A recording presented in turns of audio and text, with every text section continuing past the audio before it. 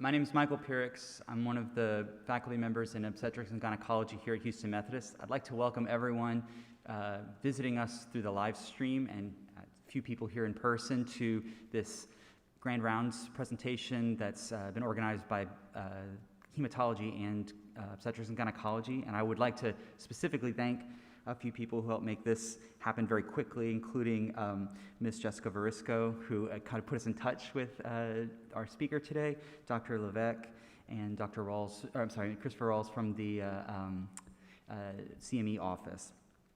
Our speaker today is Dr. Michael Jones, who's joining us virtually from Fayetteville, North Carolina. He is currently the chairman of the Department of Obstetrics and Gynecology at Cape Fear Valley Medical Center. And he completed his Bachelor's of Science and Doctor of Medicine at Duke University, and additionally completed his residency training in obstetrics and gynecology at that location.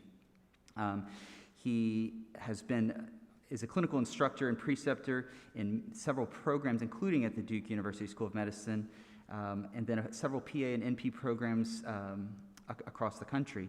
He specifically has interests in laparoscopic surgery, high-risk obstetrics, and blood conservation, which is the topic of today's Grand Rounds presentation, which is the care of the pregnant Jehovah's Witness and blood conservation on labor and delivery. Dr. Jones, welcome. Thank you for speaking with us today, and I will hand it over to you. Well, again, thank you for having me. I hope everybody can hear fine. I'm just going to jump right into things. Thank you for the kind introduction as well. So we'll do the obligatory disclosure slide first. I don't get paid for this at all. I have no financial disclosures, and I am an actively practicing OB/GYN. If you see the tiredness in my eyes, it's because I was blessed with a 4 o'clock in the morning C-section this morning. And I am a Jehovah's Witness, but I'm not an official representative of the Watchtower Society. So this is from the perspective of a practicing doctor and not Jehovah's Witness per se. So I guess question number one would be, why should we be interested in blood conservation? And the number one reason, of course, is that we have many patients who don't want blood. There are, of course, any number of patients who have personal and clinical concerns about blood. But the group that we have the most interactions with and the most concern about will be Jehovah's Witnesses, because Jehovah's Witnesses tend to be most firm in their desire not to have blood products. And this can sometimes cause conflict with routine or emergency obstetrical care. Now, you may ask yourself, why do Jehovah's Witnesses not take blood? And the scriptural basis, if you were to talk to a Jehovah's Witness, are found in several scriptures, but the most commonly cited are those in Leviticus 17:10, where it discusses not eating blood, and then Acts 15:29, where it says abstain from blood. And so the understanding of the Watchtower Society is that if you are prohibited from eating blood, then taking it in your body in any sort of way would be contrary to Scripture. And so this is something that most witnesses take pretty seriously. And you can anticipate, if you're taking care of a Jehovah's Witness patient, that they will by and large, adhere to this instruction. The other reason that we, I think, need to be careful about blood and be engaged in blood conservation is because blood is not an entirely benign therapy. There are a number of clinical concerns with the use of blood that we have to be aware of, just like any other therapy. I draw a parallel to antimicrobial stewardship. In 1928, penicillin was discovered, but even only 15 years or so after discovering penicillin, it was noted by Fleming that it took higher and higher doses of penicillin to kill bacteria. And by the time most of us were training in the 90s, there was elaboration of all sorts of bacteria that are resistant to many of our most potent drugs, including vancomycin-resistant enterococcus, MRSA, Visa, multi-drug-resistant gonorrhea. And so out of this concern, antimicrobial stewardship was born. And the goal of antimicrobial stewardship was to reduce antibiotic resistance, decrease cost, decrease overuse, improve patient outcomes, and decrease adverse drug reactions.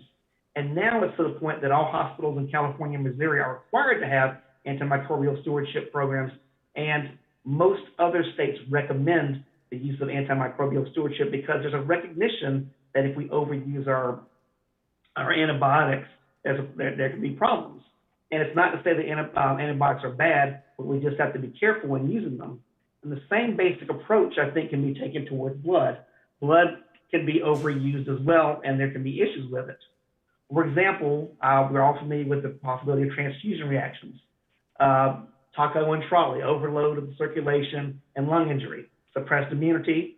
In our pregnant population, isoimmunization is a major problem, and delayed healing can be an issue too. One thing that we historically have not thought a whole lot about, but it is an issue, is that you may not have the blood that you want when you really need it. And historically we haven't worried much about shortages in medicine, but now with COVID and all sorts of things going on, shortages are reality. We had to cancel in our hospital about 8 surgeries a day because we have no ICU beds. And blood can be the same way. I give you an example that happened last year. We had 4 major catastrophes happening at the exact same time. Massive pelvic fracture with retroperitoneal hematoma, pedestrian versus auto accident, motorcycle versus auto accident, and then I was called to help on a complicated cesarean. Fetal demise, diabetes, sepsis, prior cesarean, 370-pound patient with an 11-pound baby, mid-pelvic arrest, guess what, not surprisingly, uterine extension with lots of bleeding. And then at the same time, there's someone who had liposuction early in the day who had a bowel perforation. All of these people potentially needed blood, and we had less than 50 units in the hospital and less than 15 units of O-neg. So the 2 traumas actually died, secondary to exsanguination. Luckily, the other 2 patients were able to be managed without massive transfusion, but you can see that blood conservation is important because we don't necessarily have a lot of blood. This story is a little bit different. This one illustrates the need to engage in blood conservation again with people who don't want blood. This was a litigation case that I was asked to help out of Atlanta. So this patient was a parent too. She was not a Jehovah's Witness herself, but she had been raised in the Jehovah's Witness community, and as such, she decided she didn't want blood. The hospital held itself out as a bloodless center. She was asked at multiple visits to the hospital to fill out blood consents, but they weren't consistent, and she actually presented the hospital with a massive postpartum hemorrhage. She had hematometria following a vaginal delivery. She underwent a DNC, bled pretty badly afterwards, and the post-op hemoglobin was 2.3. She died of multi-organ system failure secondary to severe anemia, and the family alleged that not all blood therapies or all non-blood therapies were employed. They said she should have had cell saver, early hysterectomy, aggressive iron therapy, which wasn't done. The doctor's viewpoint was that as long as I don't give her blood, I'm respecting her wishes, and the family takes the risk.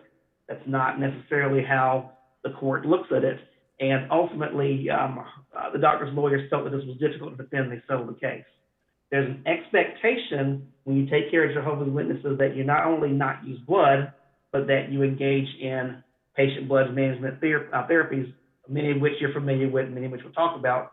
And if you don't, the patient doesn't get optimum care, and you are exposed to some legal liability. So many years ago, when the Watchtower Society would try to help out members who didn't want blood, they would seek out what they called cooperative doctors. So we want to get doctors that will agree not to transfuse the patients. And that was sort of the approach to patient blood management. And what the doctors would frequently do was treat the patients like they would usually treat them and hope that they wouldn't need blood. Well, in this day and age, that's just not good enough, honestly. Really, patient blood management is not just doing your usual thing and hoping the patient doesn't need blood, but rather it's a systematic approach to the patient that increases the safety of not having to use blood. And that starts off before the patient ever has a delivery or surgery with optimizing hematopoiesis. It also involves making sure that you minimize blood loss and bleeding during the procedure or delivery. And then finally, post-operative or postpartum management of managing the patient so that if she is anemic postpartum, you can still manage her without her having any complications related to anemia.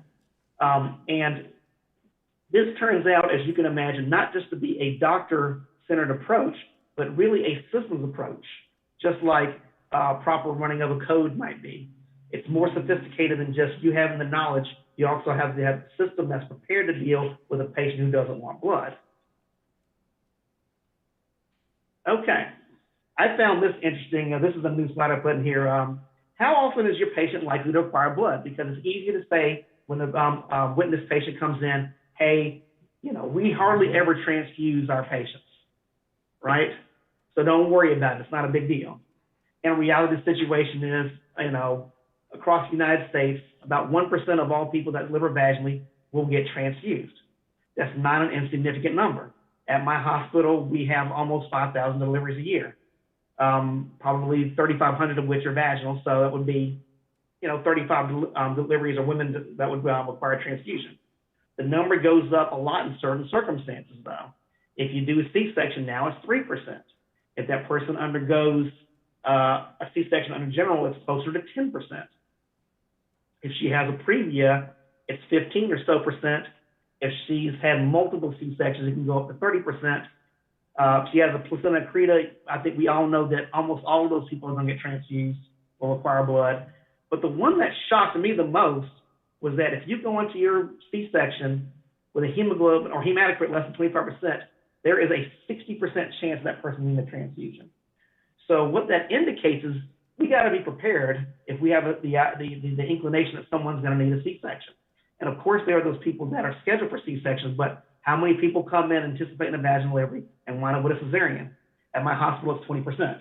So you have to be prepared for nearly everybody. And going into your laboring patient who's starting off with a hemoglobin or hematocrit of 25% or less, that person is going to put you in the crosshairs for a transfusion.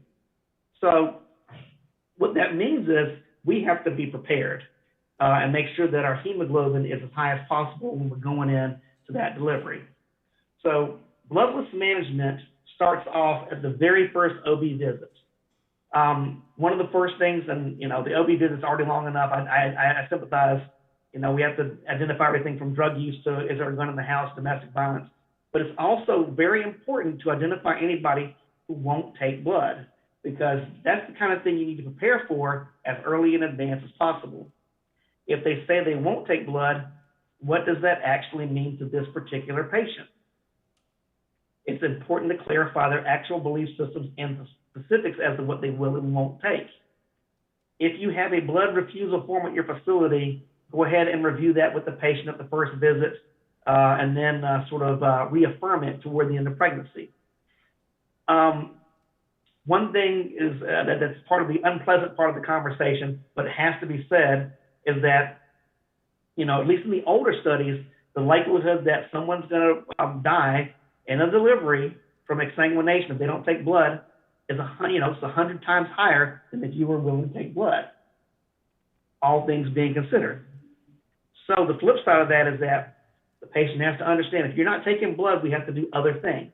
We can't let you sit and bleed. You will need to comply with the idea of taking hematinics, and you may have to be delivered either earlier if you have a complication like a previa. We can't tolerate ongoing bleeding, or if bleeding is severe and can't be controlled any other way, you may need a hysterectomy. Some people believe that there are magic blood substitutes that exist that can prevent the need for blood transfusion. They don't exist. That's been worked on for 30 years, but realistically, currently, there are no FDA-approved blood substitutes or oxygen carriers. So the key is to avoid anemia wherever possible. We screen everybody for anemia with a CBC at their first visit, and we have a reflex CBC so that if their hemoglobin is less than 10, they get a ferritin, TIVC, iron level, so that we can guide, and B12, so that we can guide therapy for anemia. And then everybody gets to chat about proper diet, iron, folate, B12 supplementation, etc. So this is the conversation you have to have with your patient that doesn't want to have blood. Okay. The vast majority of Jehovah's Witnesses and, the Watchtower Society will say that whole blood, packed cells, white cells, plasma, and platelets are all considered off the board. And so if the patient truly is a practicing Jehovah's Witness, they are unlikely to accept those, even under an emergency situation. Where you need to have your discussion is in this yellow zone, the so-called matters of conscience. And there are some very powerful tools in here, but it's not the kind of thing you want to be arguing about when the patient's already critically ill. Ideally, you're already prepared for these things. And the big ones are cell salvage, normal volemic hemodilution. Hopefully you don't need hemodialysis or cardiopulmonary bypass, but you could have a case of severe preeclampsia with a patient's renal failure or any number of other things that it could come up, so it's probably worth talking about. The other thing that comes into play would be the clotting factor issue. So many witnesses will take clotting factors such as factor 7, Kcentra, or cryotherapy, or cryoprecipitate, excuse me.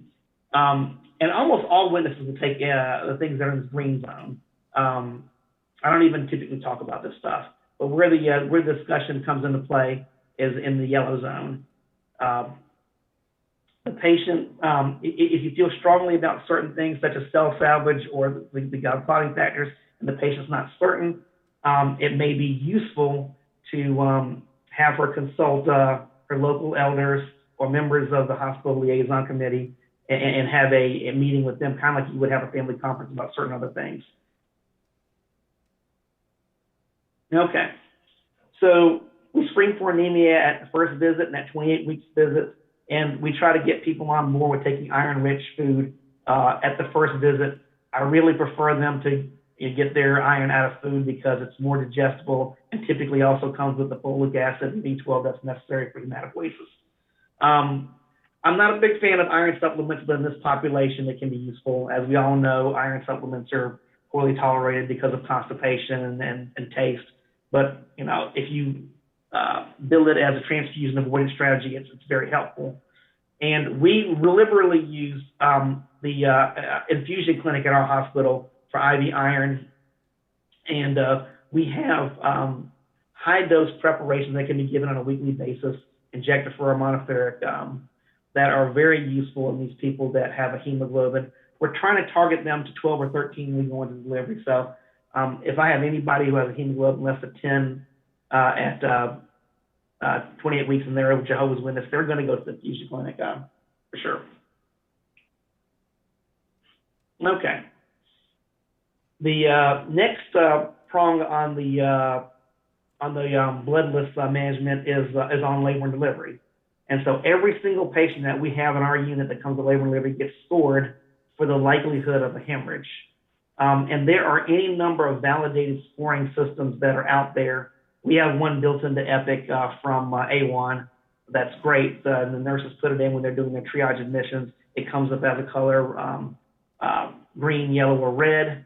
And we have specific management based on the hemorrhage score at admission. And as labor goes on, we do reassess that because there are things that can happen during labor that increase the patient's risk for hemorrhage. So, for example, if the patient's got a green score, she gets routine care. We don't worry too much about it. She gets a type and a whole clot.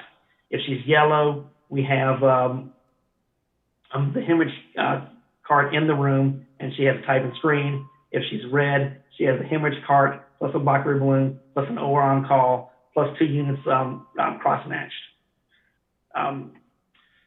So that's how we manage our hemorrhage scoring, and it's very helpful. It's kind of brainless, so you don't have to do it yourself. The nurses can do it.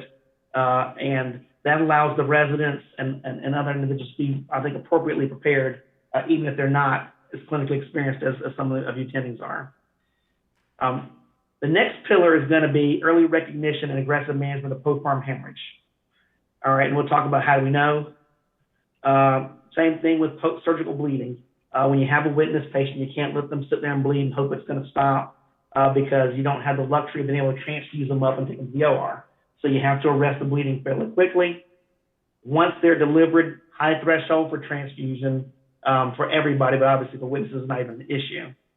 And I don't know if your hospital has it. I'm sure you must, but we have an inpatient anemia protocol for which is non-blood, which I think is fantastic. The residents have made good use of that. and it basically incorporates IV iron, epigen, B12, folic acid, vitamin C, all these things that can help people bring up their blood relatively quickly without having something that you have to memorize a regimen for.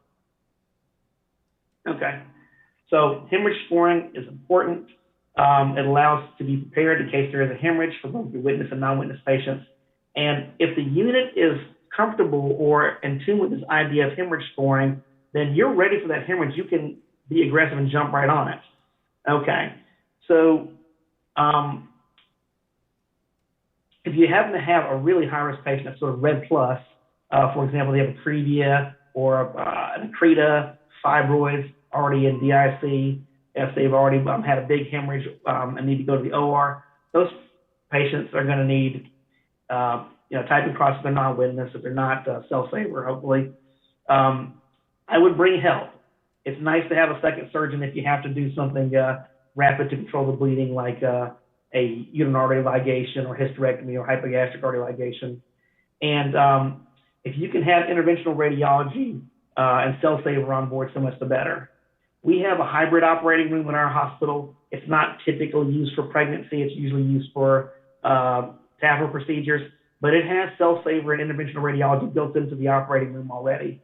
So we feel like if we have a patient that we are anticipating a large blood loss during a cesarean, that we like to use this hybrid operating room, have the cell-saver already present, have interventional radiology on call in case you have to do either hypogastric artery occlusion with a balloon or post-op uterine artery embolization. So all those things are helpful in dealing with your super high-risk patient. How do we know the patient's having a hemorrhage? Well, I think as much as we don't want to admit it, we're pretty terrible at guessing how much blood loss someone's had.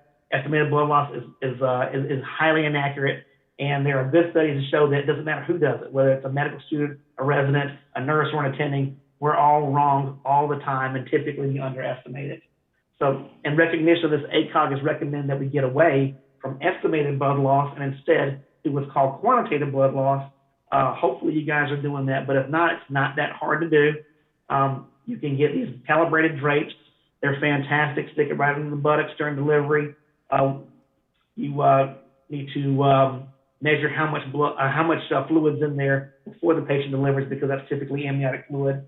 And then after that, you're going to measure what comes in later, which is almost always blood, and subtract the two. Okay. You can also weigh your sponges and clots. Typically 1 gram is going to be consistent with about 1 mil of blood. So if your sponges and clots together weigh at 200 milligrams, that's probably 200 cc's of blood loss, for example. You can add that to what you get from the calibrated drapes. We give Pitocin immediately after delivery. Active management in the 3rd stage, that has been well documented to reduce blood loss. And at our hospital, if there's more than 500 cc's QBL, then there's a nurse-driven protocol where the nurses can give tranexamic acid immediately without even having to get an order from the doctor, and then they notify us if the patient's having bleeding. When I practice outside the hospital typically, so when I deliver the baby, I leave. So having this QBL is super, because if the nurse calls me and says she's bleeding a lot, I don't know what that means. And I would rather stay at my office and see the patients over here. But if she says, we have a QBL of 750 cc's, I know I need to stop what I'm doing and go back and assess that patient. I've tried to emphasize to nurses it's a little bit of extra work, but it makes your communication so much more effective if you can tell me exactly how much blood loss there is, as opposed to just vague statements like there's a lot of blood. And also it helps from even charting in a legal perspective, because when people have vagaries like large clot or a lot of blood, this can get interpreted any number of ways by the lawyers that are coming after you, whereas a number from QBL is a lot more indisputable as to the amount of blood that you have. So QBL, can't emphasize that enough. It's been a revolutionary thing in our hospital, and really improved the communications and improved the aggressiveness of our doctors jumping on top of postpartum hemorrhages, as opposed to deny and delay, which, as we know, gets us in big trouble. We have put together a hemorrhage cart too, and for people that are bleeding more than 500 cc's or people that are yellow or red high risk, that cart should be there in the room. And it has our usual medications Cytotec, Methogen, Hemobate, tranexamic acid, and also has a uterine tamponade balloon, which we oftentimes will put in the delivery room and not necessarily go to the operating room. I've emphasized with our residents too, we all know the 4 T's that cause postpartum hemorrhage. Well, the one that gets overlooked a lot of times is retained products, tissue. And the residents will look at a placenta, hey, it looks like it's intact, no problem. I bring an ultrasound in the room when that patient's bleeding to make sure that she either doesn't have hematometria that's causing a problem or retained products that we need to go back to the operating room sooner rather than later. The key is be aggressive and keep good track of how much blood you're losing. Here's an example of a hemorrhage cart. This is from California Maternity Quality Collaboration. And it's just a little cart. It's got a small refrigerator in it for the refrigerated medicines like Methogen and Hemobate and PXA. It also has a Baccarat balloon and instructions on how to use it if you're not familiar, because one of the other problems with postpartum hemorrhage is it happens just enough to harm patients, but not enough that we feel necessarily comfortable on how to manage it, because most of us don't deal with a postpartum hemorrhage that's severe, but once every few months. So, and a Baccarat balloon maybe once a year or two. But if you've got instructions on how to use it, so much the better. And we do drills on how to use the hemorrhage cart in our unit, because we want to make sure that the surgical techs know what the PAR levels are and how to help us out using a Baccarat balloon, and that the nurses know how and where to get the medicines, how to administer them and where they are. Okay, so CMQCC recommends having a staged response, and there are any number of ways to deal with a postpartum hemorrhage. ACOG and CMQCC recommend that everybody has a protocol of some sort. We've developed one in our unit.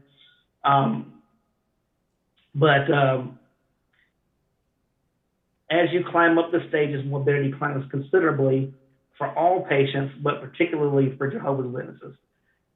So stage 0 is a routine birth that's supposedly less than 500 cc's, no vital sign changes. So far, so good.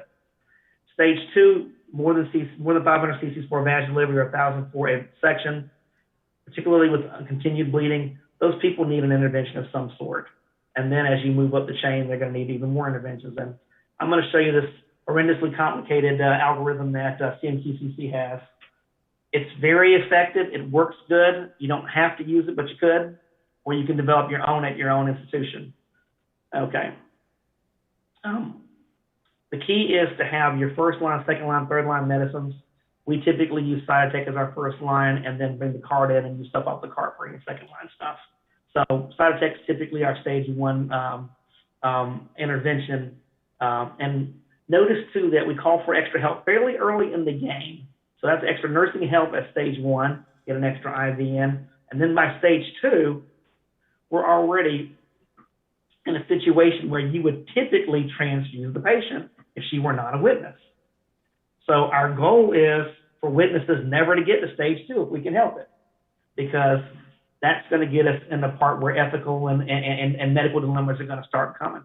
And we definitely don't want to get to stage 3, because stage 3, you start getting dilutional coagulopathies and having to use, you're in a situation where transfusion is going to be almost the only option you have.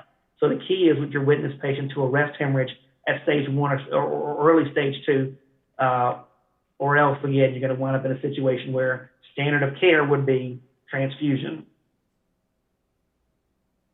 So this is an algorithm that the Watchtower Society has in their information. And the critical difference is, and it's very similar to the one from CMQCC, is that you need to go ahead and assess the patient when they're at stage 1. Frequently, I think, officers have been a little casual about people that have had a 500 to 1,000 cc blood loss.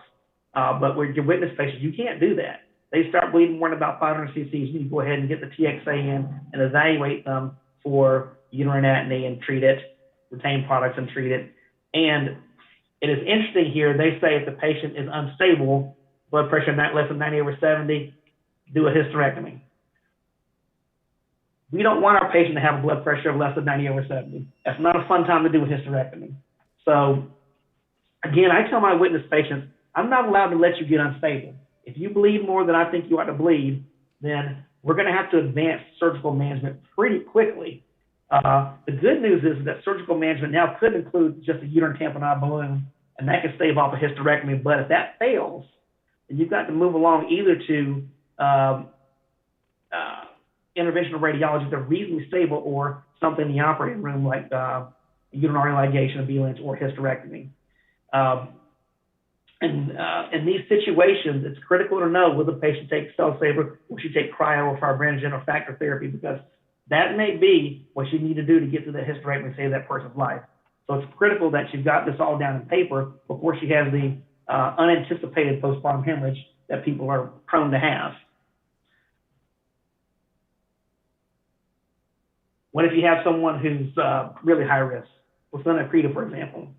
Well, there is not a lot of data on how to manage these people, but I think the same basic principles apply.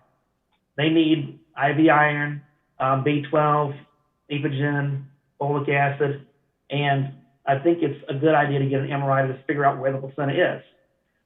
Most case reports that have dealt with these patients use normal valenic hemodilution, so it's important to make sure that this is acceptable to the patient.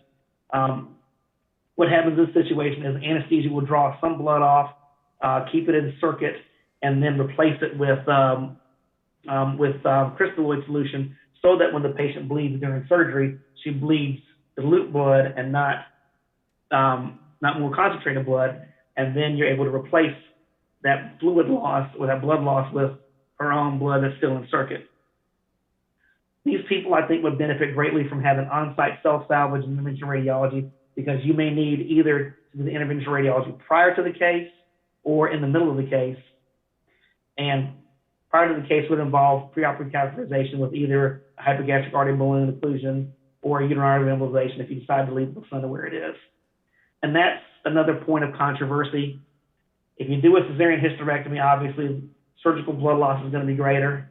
If you leave the placenta in situ, it might involute on itself, but somewhere between 60 to 80% of the time, these people wind up with a delayed postpartum hemorrhage, and you wind up doing hysterectomy later on at an unpredictable time. So which is better? Hard to say. Both have worked, but this is, I think, an individual discussion because the literature is not clear on which is better. The other thing we do with these folks is typically give them pre-op TXA. I do that for all my witness C-sections. I give them a gram of TXA before we even get started. And have SCDs on for DVT prophylaxis. If they'll take recombinant factor VII, it can be helpful in the case of massive hemorrhage as well. So we don't see many of these. I've not had a Jehovah's Witness with a placenta accreta in my practice. We've had placenta accreta before, but not on a witness. But all the same, here are some strategies that could be used. And then finally, what happens when all is said and done and the dust settles? Well, you know, in the bad old days, people used to say, well, if the hemoglobin is less than 10, they should be transfused. And our postpartum patients, we've been advised to have a transfusion threshold of 7. Realistically, in young, healthy patients, there's no additional morbidity and mortality until transfusion or until hemoglobin is less than 5. So it's not pleasant, but you can certainly ride out a hemoglobin of 5 without too much trouble and too much concern about morbidity and mortality. Now, remembering that oxygen delivery is cardiac output times stroke volume times oxygen saturation times hemoglobin. Obviously, if our hemoglobin is half of what it used to be, then that person's going to have increased cardiac output. And so, to the extent possible, we want to maximize our oxygen delivery. If we have half the hemoglobin, we're going to have increased fats. They will need oxygen to maintain their comfort. And, you know, the other thing is that they're probably not going to feel very good. And this is a situation where you really have to sort of make sure family's involved and takes care of some of the day-to-day tasks so that the patient's not stressed from an oxygen delivery standpoint until their hemoglobin has recovered. In the hospital, I try to give at least 1 gram of elemental iron. In our hospital, injector-for monoferric is very expensive inpatient, so we typically just give high dose of Innifer. But if your facility can strike a deal with the injector-for monoferric people, so much the better. Doesn't really matter which preparation you use, but at least their iron deficit is going to be at least 1 gram. So we typically I give 400 milligrams of Venifer for 3 days, and then check them again in a week, and sometimes we repeat that. 40,000 units of EPO, and then vitamin B and 12 and folate. If your hospital's not already doing it and you don't want to remember all this stuff, a non-blood anemia protocol makes it a lot easier to do. And all I have to do, in fact, ours is almost intrusive now. If it sees that our patient's hemoglobin is less than 10, we get a pop-up. We have to go through the anemia protocol, and that makes sure that we are able to conserve our blood and still maintain the patient's hemoglobin where it needs to be. Okay, so just to kind of summarize everything and allow some time for questions, the big points are that blood conservation is important for Jehovah's Witnesses, but really this is something that we want the entire unit to be employing on everybody, so that when you get someone who won't take blood, you're already skilled at, number one, conserving blood for everybody, so maintaining your blood bank, but also managing postpartum hemorrhages aggressively, managing postpartum anemia without using blood. Also, early in the game, we need to figure out exactly what the patient will and won't take, because it is to some degree idiosyncratic. Some patients will take certain fractions, some will take no fractions. It requires some time and a relatively nuanced conversation, but it's worth doing, and it may be helpful, or you may find it helpful to involve the patient and her husband and perhaps someone from her congregation. Do what you can to maximize pre-delivery hemoglobin. Check it early, check it often. Make liberal use of oral and IV iron. When the patient comes to the hospital, make sure that she's screened for the likelihood of postpartum hemorrhage and that you've marshaled the resources that you need. Quantify your blood loss, don't just guess. Make sure you've got a hemorrhage cart and kit available for when that patient does decide to bleed. Have a stepwise postpartum hemorrhage management scheme, just like you would with a regular code. Make sure that everybody knows how to do it and that knows how to get a hold of the resources. And in your Jehovah's Witness, since you can't transfuse them, they have to understand that progression to surgical management of postpartum hemorrhage, it has to happen a lot more aggressively. And then finally, believe it or not, most protreatants can do fine with a hemoglobin of 6 or even 5. They will not feel well. They'll be tachycardic. They'll be dizzy, but they're not going to get sick or die. So if it really is their conviction that they don't want blood, then you can engage in therapy that is not fast but works well, like IV iron, B12 folate, and epigen.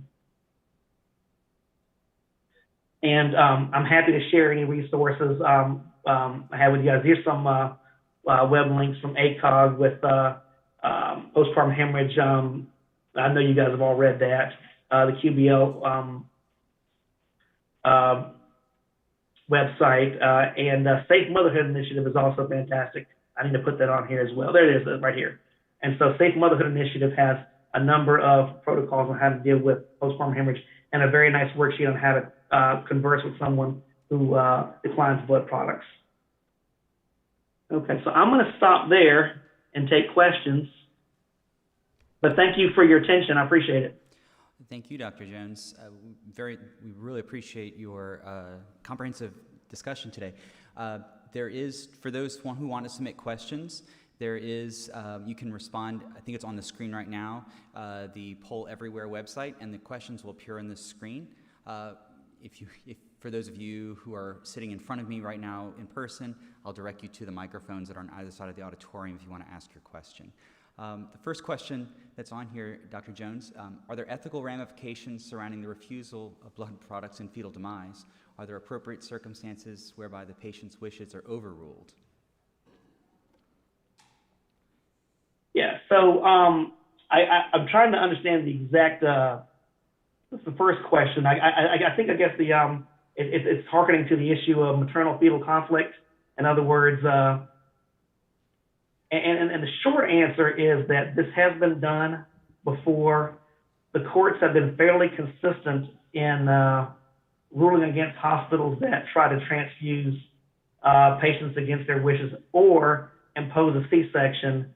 There have been some unfortunate cases where Jehovah's Witnesses have had previous, for example, C-sections, and that has not ended well. But when court orders have been tried to be obtained to get the cesarean, typically the court finds against it. I hope that sort of addresses the question. Sure.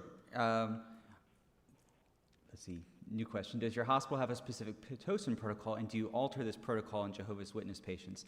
I would say one of the things that I would add to this question is you mentioned specifically when you're doing your Pitocin bolus, because I know there's a lot of variation in practice on that specific. So I might tie that into this question as well.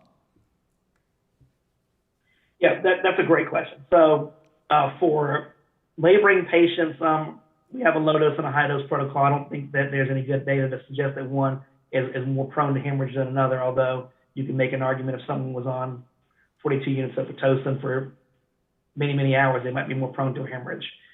So I typically use the low dose on our witness patients and high dose for most other folks because of that risk.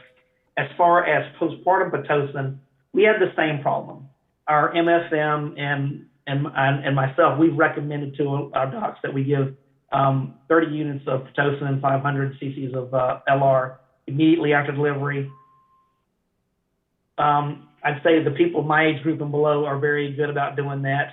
Some of the more experienced docs are not comfortable with that. They're worried about retained placentas, although the literature doesn't support that.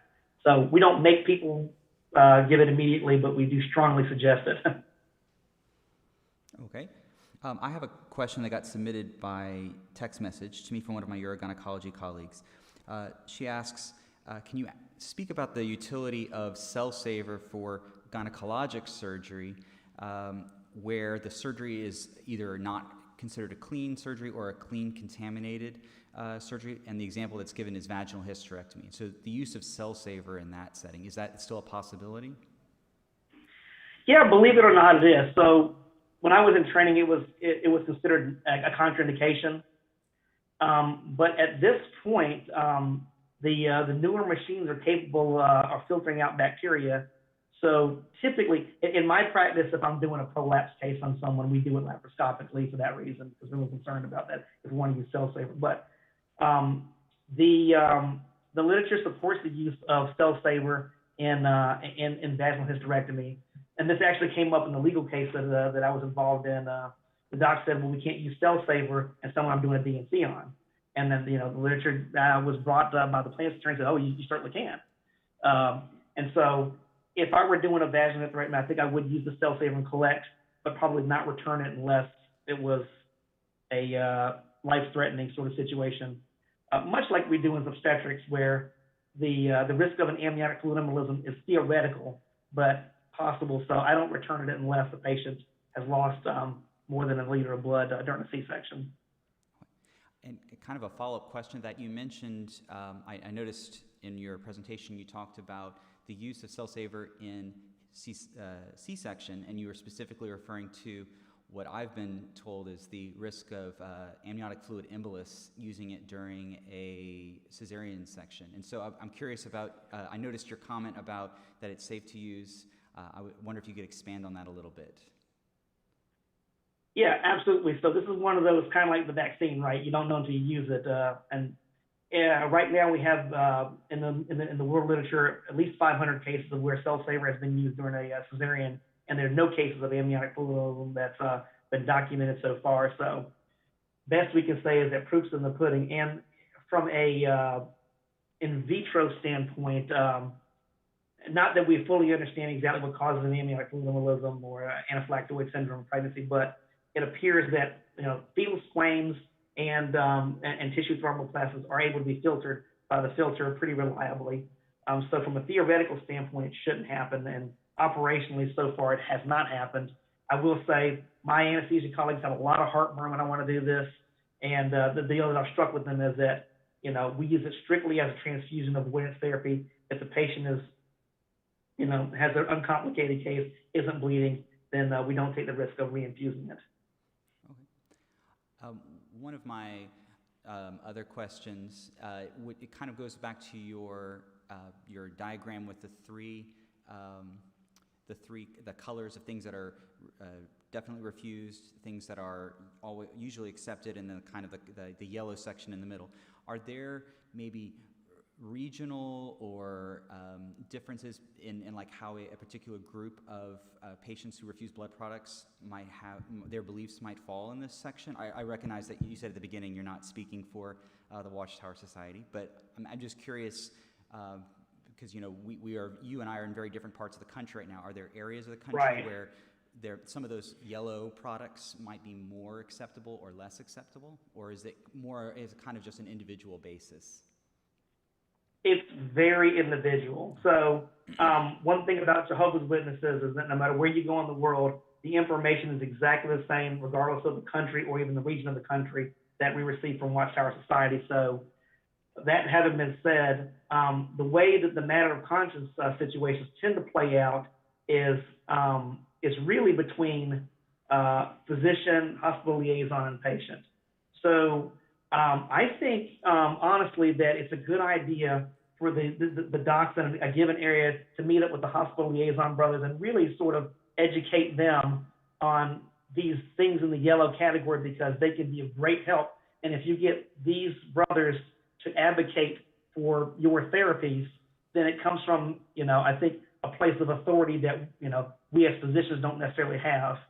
And so that tends to help a lot. So I'm not on a hospital liaison committee, but I speak to those brothers with some regularity, and they'll consult me and they say, hey, this sister doesn't want RhoGAM, we'll go talk to her, for example, because, you would think what's the objection to RhoGAM, but sometimes people are individualistic and they interpret things a certain way.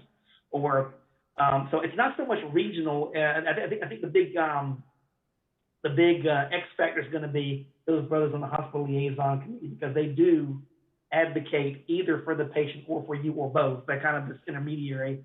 So I think if people are nervous to get them involved, but I think if you wind up with a sticking point where you have a therapy that you feel like the patient would really benefit from, like for example, if it's someone with an accreta that you said you really should have cell saver, then getting those brothers involved, they can present it in a way that may be more religiously acceptable than we as doctors can do. So I think that's where a lot of the variability comes into play. Okay. Before we answer the questions on the screen, I'm going to recognize Dr. Morgan, who's going to ask his question here. A couple of questions that probably aren't going to have specific endpoints, but in preparation, I see a question about accreta spectrum patients.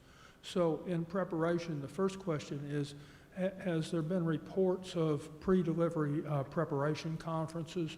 So people like Gen Onc and interventional radiology are aware of the impending change in status? Yes, and that has been discussed in a number of the case reports, and I think it's highly recommended. I mean, some of the interventions that have had to be used are pretty exotic. There was one where they actually did a endovascular aortic balloon occlusion, and obviously we're not going to do that as OBGYNs.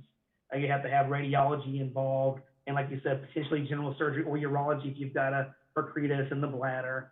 And in that particular case study with the Reboa, they had general surgery, GYN oncology, urology, and interventional radiology all involved. And even so, it wound up being a difficult case, and the post-op hemoglobin was 4, but she survived and did fine ultimately. So I think that's a fantastic idea. And again, once you come up with your group consensus and plan, sometimes you wind up then having to negotiate the specifics of it with the patient, her belief structure, and if she agrees to it, and she's not necessarily on board with one or two of the pillars, because these people, everything matters. Every single part of the plan matters. So again, if you have to bring in the liaison and say, hey, you need to explain to her that or really help explore her conscience to see where's the trouble here, because and those people, things like cell saver or case-centric can be, and career cryopreserve can be life-saving.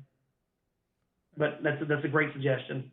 Okay, thank you. Second question is about post-delivery care in terms of the acute change to a hemoglobin of less than 5 rather than a chronic compensated hemoglobin of 5. So in two parts, trying to make it easy to answer. If we have the competency to do telemetry in labor and delivery and they don't have excessive or unstable circumstances, is telemetry in labor and delivery appropriate, or would you prefer transfer to a coronary care unit for monitoring of rhythms? No, personally, I'm a big fan of trying to do this on labor and delivery if at all possible. That way, the patient is close by. If she has a rebleed, you know how to manage it. And the postpartum care that's supposed to minimize bleeding, bundle rubs, breastfeeding, all sort of thing, is I think more readily employed than it would be on a cardiac unit. So yeah, if there's monitoring available on labor and delivery, and sometimes in our unit, for example, it has to be done to PACU, but if it's feasible, I prefer that. And I think that's an excellent idea because, as you say, a hemoglobin of 5 in someone who's a GYN patient that's been bleeding for years is a little bit different from someone who came in with a hemoglobin of 12 and had a massive postpartum hemorrhage. Thank you. I was interested in the question that's on the bottom of the screen. Have you noticed a decrease in transfusion rates after instituting this standing nursing order for the tranexamic acid with particular QBLs? Yeah. Right now, we just haven't had time to see it evolve yet. It's been about 6 months that we started doing it. Hard to say. I think the biggest impact on our transfusion rates has been, talking to the docs about having a higher threshold for transfusion, to be perfectly honest with you. That's been the biggest impact. But so far, we're still collecting data on that. Residents, one of them is doing their resident project on this exact question. And okay. The question on the top, patients who are Rh negative and regarding RhoGAM, since RhoGAM is also a blood product, how do patients think about these patients feel like about RhoGAM, and also the question about intrauterine transfusion? Yeah, okay. So those are great questions. And this actually came up in our area, I think maybe 6 months to a year ago, and I use it as a teaching question for the PAs. Most witnesses will take RhoGAM, but you do get people that won't. The first thing we do, obviously, is we blood test the father and hope the husband, who's hopefully the father. But then after that, typically we try to sort of play it all out and say, if you don't take the RhoGAM, this pregnancy may go okay, but with your next one, you're going to get in a situation where you can get isoimmunization, and then the whole issue with intrauterine transfusion comes into play. And most witnesses are going to decline intrauterine transfusion, and it's going to be a much more objectionable situation than the RhoGAM. And so we try to put it in that frame that we're trying to avoid you, number one, having a sick child, good number two, having the issue where that if you fail to transfuse this child, then you're going to wind up with a potential fetal death. And intrauterine transfusion, I think, is pretty clearly contraindicated. But RhoGAM, most women will take, and so that's how I typically navigate the discussion. It is not recombinant. It is a blood fraction, a very small one, not much different from any other immunoglobulin. But I think the way that I navigate the discussion exactly is suggested there, is that we say, we're trying to avoid your baby needing a transfusion, because there are implications with that too. And people don't want to hear that discussion, but if it winds up being a court ordered, it won't be a court ordered transfusion for intrauterine, but post-op or postpartum, then that gets into social services, DSS, that sort of thing, and parental rights. That is a road that most people, let alone witnesses, don't want to go down. Okay. And then the question about side effect for uterine contraction, I'll frame this a little bit differently too. Is there a difference in the way that you use these medications? You've mentioned Cytotec and several other uterotonic agents, but are there differences in the way you would routinely use Cytotec for uterine contraction in a patient where they're considered a high risk for postpartum hemorrhage? So, yes. So for the people that I think are high risk of postpartum hemorrhage, I just pretty much give it at delivery. So those people, if it was a yellow or red patient or witness, they're going to get the TXA as soon as the baby comes out with the pit. And I typically have the Cytotec in the room, and if it's anything at all concerning, certainly I wouldn't even necessarily give the 500 cc's. With 300 or 400 cc's, I go ahead and give it. It's pretty benign stuff typically. Okay. And then we talked a little bit about the cell-saver and amniotic fluid, and I think this is a slightly different question than what we talked about before, but use of the cell saver when there's already amniotic fluid on the field. I'm not sure if that's a Yeah. slightly different way So- of phrasing that. Yeah, so we have 2 suctions during the case, obviously, and so once amniotomy is performed, we put the dirty suction in there, suck all the amniotic fluid out we can, and then deliver the baby, then proceed with the case, and then after that, we use cell saver after the baby's already out.